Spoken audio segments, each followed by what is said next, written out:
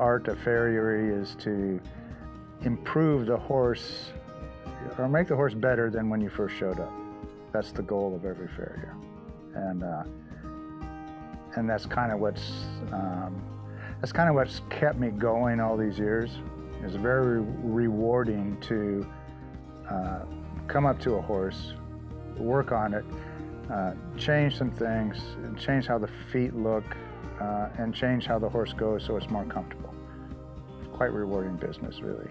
Larry understands horses. They work a certain way, and he understands that, so he can relate to them.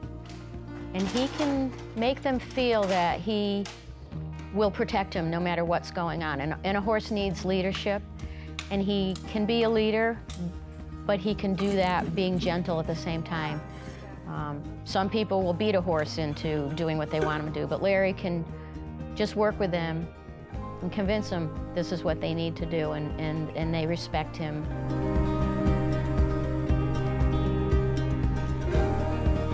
Teaching people to be horsemen, it's a lost art. Back in the day when we used horses because we had to, and they were our life source. They plowed, they pulled the plow, they put up the hay, they tilled the gardens, they pulled the trees out of the woods for the loggers and the homesteaders.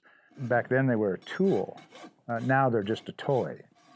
So to be able to impart some horsemanship skills that are quickly being lost, in my opinion, I think in a lot of farriers and veterinarians' opinions, I think is, in some cases, the biggest impact I can do.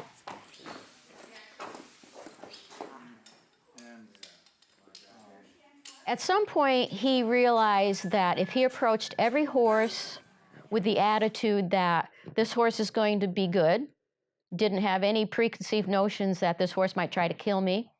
Once he started approaching the horses with that attitude, the horse was better, the horse was calmer. So he learned how much they feed off of him. And to this day, he has realized that that was a big turning point in his career. As good as he was in the beginning, he's so much better now, and that was a big part of that. When I start shoeing a horse, the first thing I do is look at how he comes to me. I'm going to look how he stands. I'm going to run my hand down his leg. I'm going to feel for bumps. I'm going to pick his foot up, pull the shoe, clean his foot, trim the foot, rasp down the foot, shape the shoe, nail it on, and finish it, as we say. And now we have one foot done. And we go around and do that to all four. I've done it, I don't know how many hundreds of thousands of times now, so it's pretty routine for me. So that's how we get started.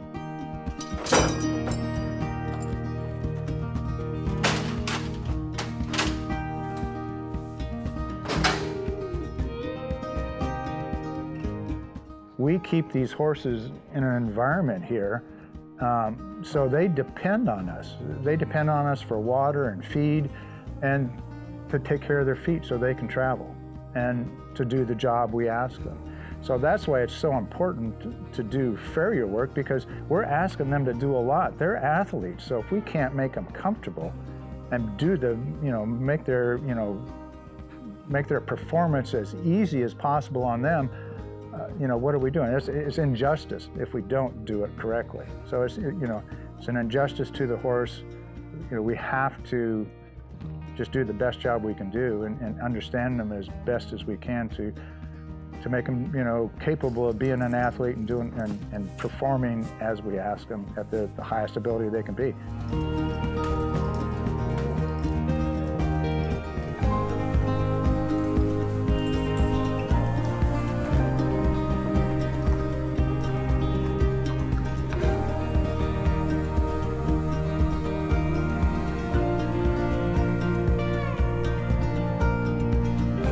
Well, I guess, the love of horses, like any kid my age, we grew up with John Wayne and the Lone Ranger and all this, so we had cowboy heroes. Then as I grew up, I raised cattle, so I can't remember a day, other than times when I was at sea or when I was in the Navy, where I didn't get up and feed stock. And you always did that before you fed yourself. You know, I've always done that. That's just a part of me. It was a part of my dad. Then going into the Farrier trade, again, that same work ethic is what made me successful. You get to, you know, enjoy a lot of people's lives. You know, I've shod for people that, you know, I shod for their kids, and now I'm shoeing for their grandkids, and still shoeing for them. So I've seen families grow, and it's all that is a rewarding feeling, and people appreciate your work when, you know, they have horses that are sound and they can use them any day of the week.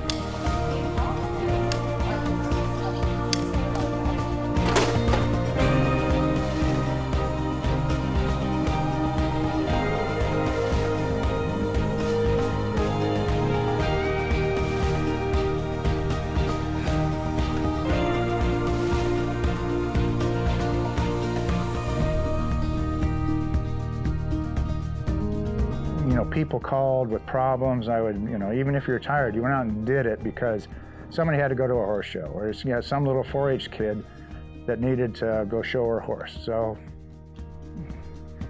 you had to go take care of him.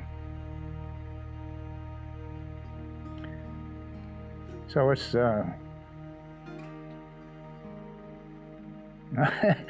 know, getting a little emotional there, but it's, you know, hopefully, you know, my kids and grandkids, you know, can see that, follow that through.